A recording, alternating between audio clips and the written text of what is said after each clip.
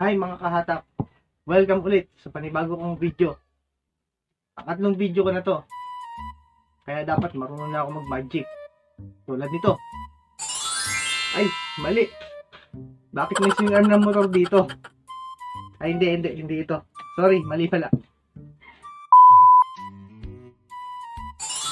Yun. Ano ito gagawin natin guys? Printer. 3-in-1 printer. So, kaya 3-in-1 printer, scanner, at photocopier or Xerox. Ang sabi ng may-ari, 3 taon mahigit na raw niya itong hindi nagagamit at na-stock. So pag mga ganitong sitwasyon, madumi na loob nito. At yung printhead niya, barado na rin. So, hindi na maganda printout. Ngayon guys, ituturo ko sa inyo kung paano ang DIY na paglilinis nito, pagbababad at pagdedeklag, yung pagtatanggal ng bara sa mga print nozzle niya. Tuturo ko na rin sa inyo kung paano ito lalagyan ng waste tank para hindi nagbabaha sa loob yung mga waste ink. Ano kaya? Mapagana pa kaya natin guys? Tingnan natin. Okay. So bago natin simulan, kung bago ka pa lang dito sa channel ko, paki-like naman at share itong video na to. Paki-subscribe na rin at paki-hit yung notification bell para lagi kang updated sa mga uploads ko. Game, simulan na natin to kung kaya natin gawin. Let's go mga kahatak!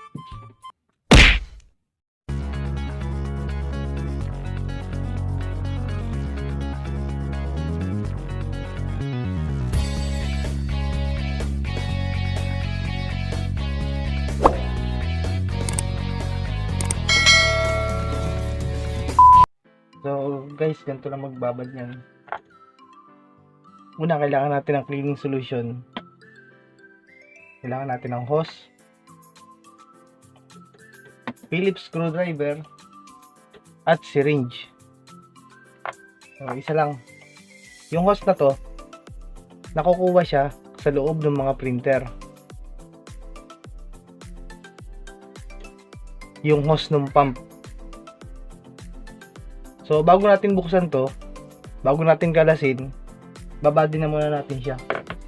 Para mamaya, medyo malambot na yung mga ink na mga nanigas. So, ito yung cleaning solution.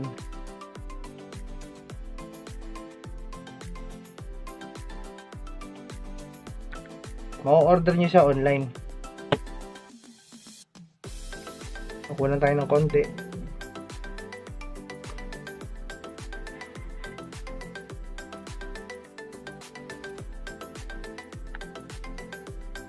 Tapos guys, hindi nyo siya matatanggal, kailangan sundutin nyo yung baba. Makikita nyo naman yung pumipiit, kung ano yung pumipiit sa kanya kung pag di siya makagalaw. So, tulak nyo lang siya. May tulak nyo siya, malaya nyo na siya may gagalaw. So, tapos, makikita nyo yung tinatamaan ng mismong head.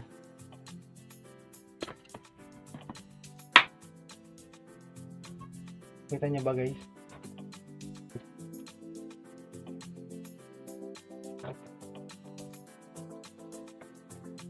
Makikita niyo naman doon yung mismong tinatamaan ng head. Doon niyo siya lalagyan ng cleaning solution.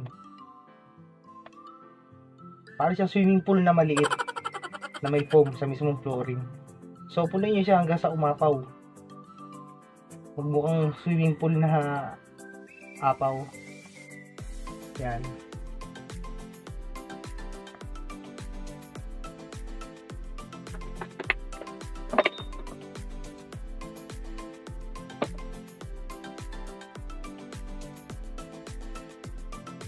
Pagka-apaw na siya, balik nyo ngayon to. Yun lang. Set aside muna natin siya.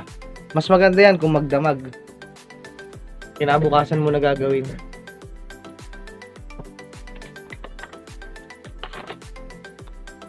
Pero ako mamaya tatry ko lang kung kakayanin ko nang matanggal ang bara niya mamaya. A few moments later.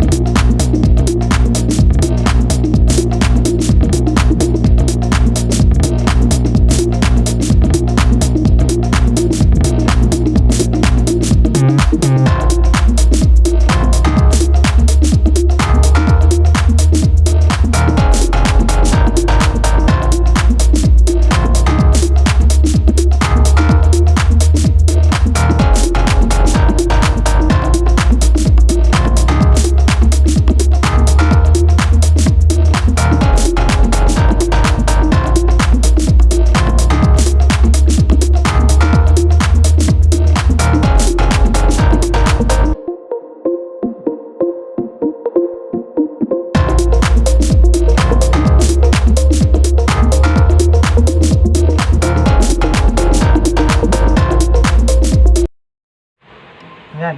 So guys, pakita ko na sa inyo kung paano natin to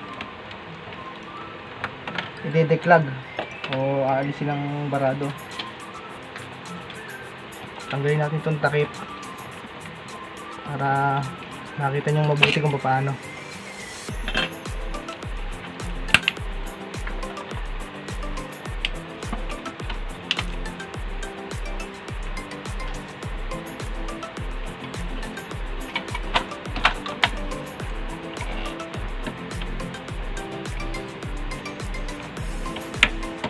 Tapos tanggalin natin itong mga cartridge,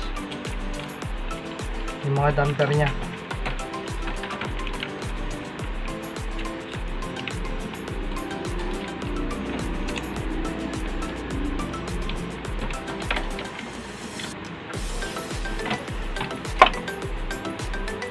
Tapos kailangan natin ng papel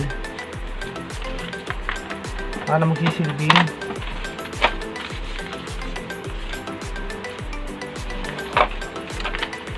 sa pinya. Okay.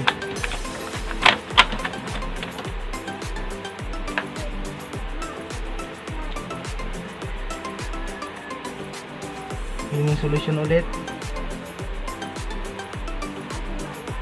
At yung syringe.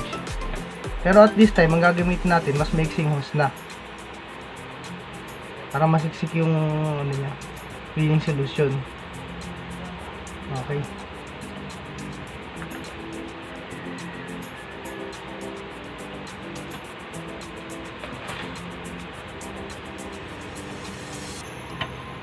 Simulan natin. Unahin natin dito sa ayan. Unti-unti lang guys, huwag nyo lalakasan. Baka sumirit mabasa yung hindi naman dapat mabasa. So ayun. Maganda talaga pag binababad.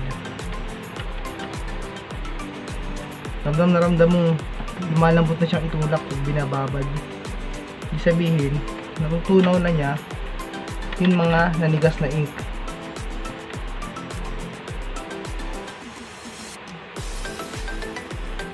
Habang binabakalas ko nga pala siya kanina guys, nakita ko yung pinakang main issue niya kung bakit siya na-stuck ng matagal. Tanggal yung spring na maliit nung sensor ng papel. So ayan, madalas paper jam lagi yan o error. Wala rin sa ayos yung pagkakakabit kasi nga natanggal yung spring. So kinabit ko na siya ng maayos. Mamaya pag ibabalik ko na, kakabit ko na yung maliit na spring na natanggal. So dito naman tayo sa black. Patulak guys, pero mahinang tulak lang, huwag niyong pepersahin para maiwasan natin yung pag sabog ng ink.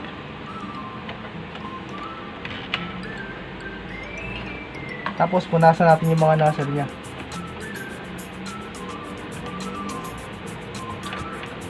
Then kailangan pa natin ng isa pang syringe. Gagamitin natin to dito sa mga damper.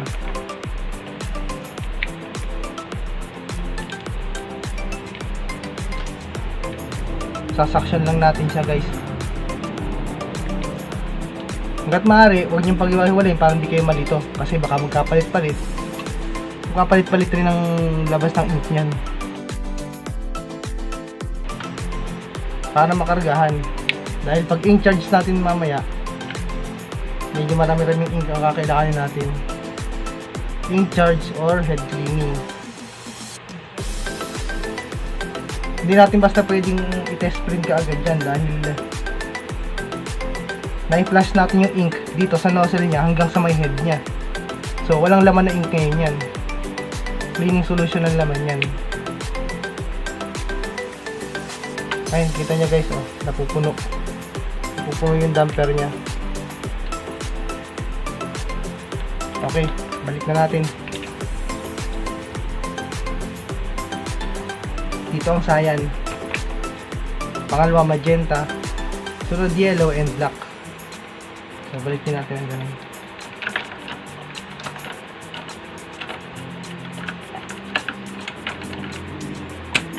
Make sure guys na nag-click lahat. May clicking sound dyan eh. Napansin nyo kanina nag-click.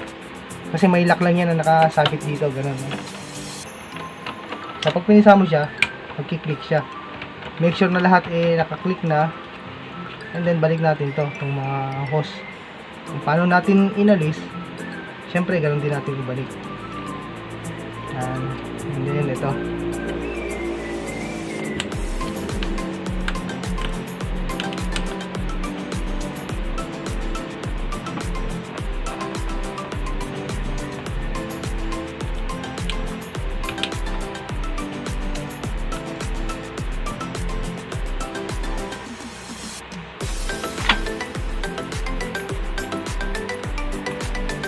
Tapos maingat natin tanggalin yung ginamit natin.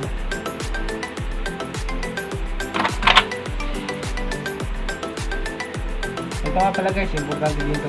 Pagka nagbukas kayo ng printer, lagi niyong pupunasan itong magnetic strip nya, itong encoder strip nya. Punasan nyo ng tissue na tuyo.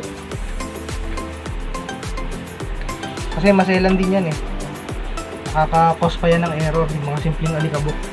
Hindi maiwasang magkaroon siya ng alikabok dahil matagal na nga siya na-stock tapos nilinis pa natin kanina. Ganon din sa gilid. Meron ditong disc na sensor. Para siyang CD, compact disc, parang ganon. Tapos i-sing din natin itong humihigop ng ink. Hindi naman siya ganong dumudumi. Unlike sa mga pigment at sublimation ink na talaga naninigas dyan yung mga ink. Ayan guys, papakita ko naman sa inyo yung pagkakabit ng waste tank. So kailangan butasan natin sa likod.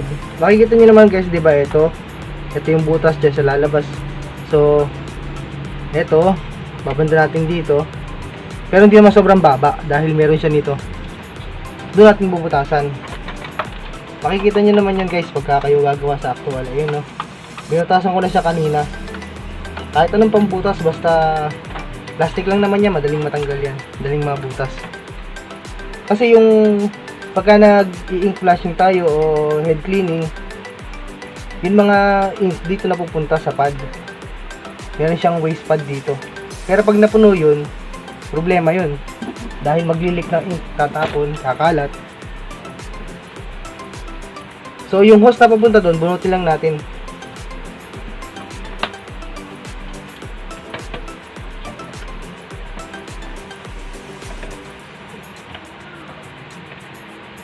Yan. Pag nabunod natin siya, saksakan natin siya ng hose na mas maliit. Ito sa mga printer to na yung mga pang continuous ng printer dati nung araw, nung uso pa yung CIS. Ngayon kung wala kayong makita kahit anong gantong klase na nakakamukha niya, basta mas maliit na hose, wag mas malaki. Kasi dati may ginagawa kong printer, nilagyan nila ng waste tank, hindi ako naglagay. Ang ginamit malaking hose, mas malaki dito ng konti. So nung sinaksak nila, ito ang napisa, kaya hindi makahinga ngayon yung pump. So ito, pag ito maliit, ito yung malaki, yung hose na maliit ang papasok dun sa malaki. So hindi mapipisa ito. Pasok lang natin siguro mga half inch. Tapos lagyan natin ng glue stick, or kung meron kayong glue gun, mas maganda. Hindi na naman yan sisingaw guys. Medyo sigurista lang ako ng konti para less back job. Kasi hindi natin masasabi, baka mapaglaruan ng bata, mahatak tong hose, umumulan pa ng leak.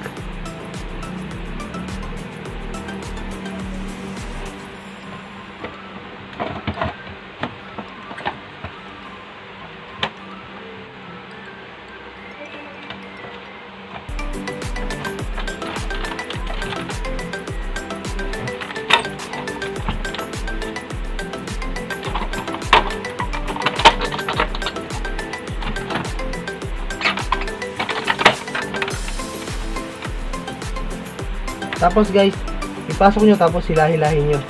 Konti lang, wag naman yung mabubunot. Para lang malaman natin na hindi lang ipit yung hose. So, wala naman siya naipitan. Malaya na makakadaloy dyan ng waste ink na imbis na sana ay pupunta dun sa kanyang waste pad na pwede pong mag-cause ng pagbaha o ng pag-flow ng ink sa loob ng printer at sa labas. Tapos lalagyan lang natin siya mamaya ng kahit anong empty bottle, basta plastic na bubutasan natin dito, yung lalagay natin dun. I-tape lang natin siya. At pagka dumating yung time na napuno na yon or bago mapuno, tapon lang natin at palitan natin. Makikita nyo, makakapuno kayo ng isang punong ganito na waste ink.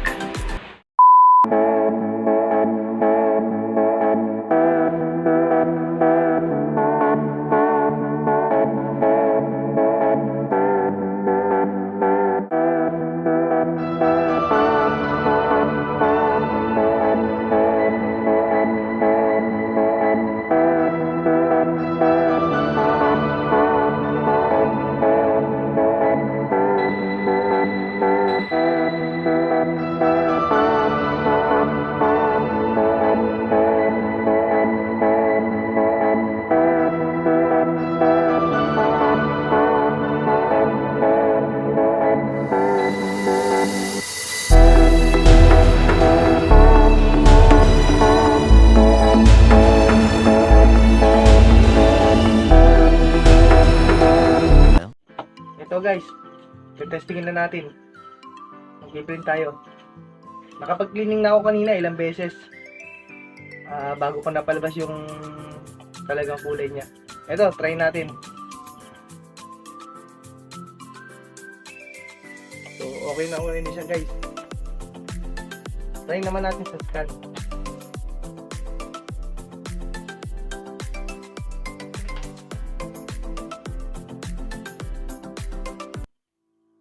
Maraming salamat nga pala guys.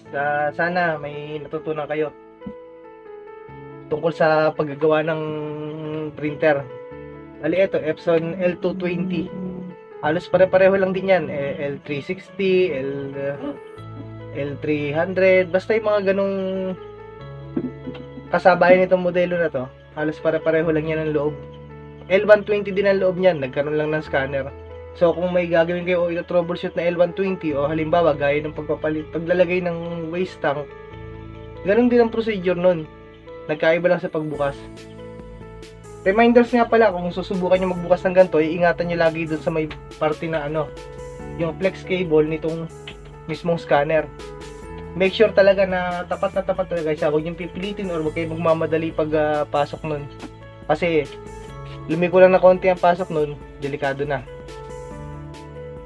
Tapos yung paglilinis ng encoder strip tsaka nung sensor dito na bilog sa gilid, linisin nyo mabuti kasi kahit gabuho ko lang na parang balahibo ng aso or alikabok na maliit o agiw na naipit lang doon sa sensor na yun, mag-e-error na kaagad yan. Error or fatal error, magloloko siya. So, make sure na talaga nilinis nyo muna yan bago nyo ikabit. Okay.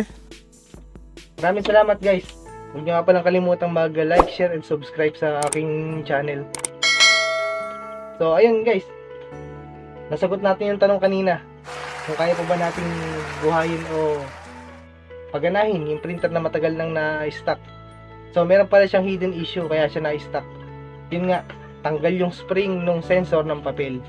So sigurado ako laging paper jam o error ang mga nirereklamo nitong printer na to dati bago siya ma-stock. Maraming salamat guys. Salamat sa suporta. Thank you.